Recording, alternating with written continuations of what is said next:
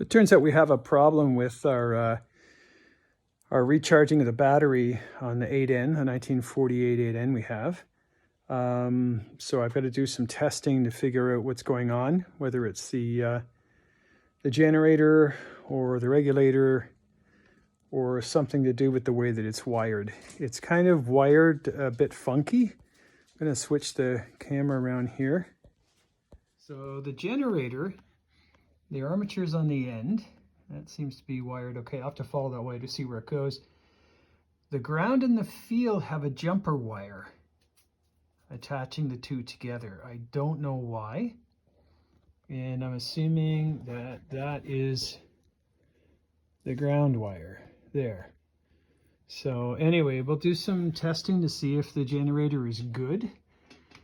And then we'll look into tracing the wires and see where they go as far as where they attach to the regulator. So anyway, battery compartment's in there. We'll check the voltage on the battery. Okay, so we're going to check with the multimeter and see what the voltage is on the battery without the tractor running. So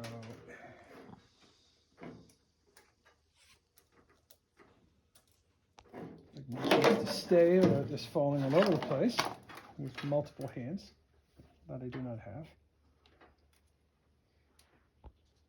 Okay, so that's 7.2, 7.3. Kind of moving around because I haven't got a good connection here. But good voltage on the battery, 7.37. So we'll see what it's like when we run the tractor. Whether or not if it's charging, if it's working properly, then the battery voltage should go up. If the battery voltage goes down, then the charging system isn't working.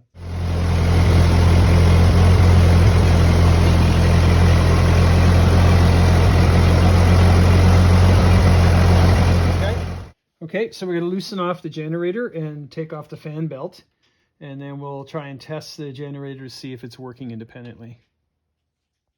Okay, so we're going to try and test the generator.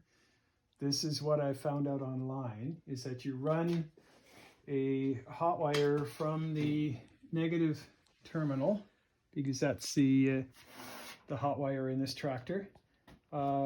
You hook up the field from the generator to a good ground, and I've gone into where the battery's grounded, and then you touch the hot wire to the I think it's the armature, and if the generator's good, it should run. So we shall see what this is like. There's a spark. Got that spark. That was pretty exciting. Yeah, it's not running at all. So it looks like we've got a bad generator. That initially sparked. Yeah, now it's doing nothing. Should have got a connection here. Oh, there we go. Oh, it's running. Look at that. So the generator's running. So it looks like we've got a good generator. So the thing is as well, like this had a jump, this jumper here, I don't know why this jumper is here from the ground to the field. So I disconnected it while we were testing it to see. So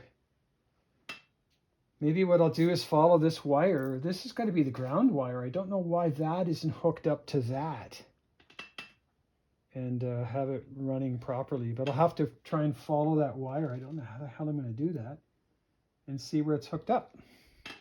That's it for now. I'm going to try this again and see, because this doesn't sound all that great. No, I guess I'm not on there anymore.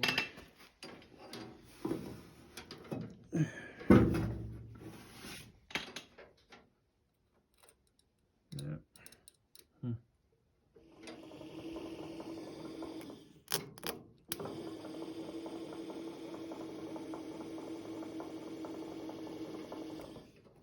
So interesting discovery. This tractor, this 8N, 1948 8N, doesn't have a voltage regulator. it seems to be missing. It was, I guess, taken out and it was replaced with a resistor of some kind, but I want to get it back to the original. So I'm going to order a voltage regulator and install it. I'm probably going to end up getting this generator rebuilt because it sounds a little clunky. I don't think it's working all that great. The amp meter does go up to about 15. So I guess it is charging a bit and keeping the battery okay, but it's jumping around all over the place. So I'm a little worried it's going to burn out the 6-volt lamps, the lights that I've now hooked up, and damage other things as well. So I'm going to get that redone. I'll show you what it's like inside the bonnet here and what they have installed. Okay, so there's the resistor that they've put in, and that's in place of the voltage regulator. So the voltage regulator would have been right down in there where those 2 holes are, but it's no longer there. And the wires are not hooked up at all. We've got, this is, I believe, the ground. And the field wire is also not hooked up. It's hanging loose here somewhere. Oh, up here.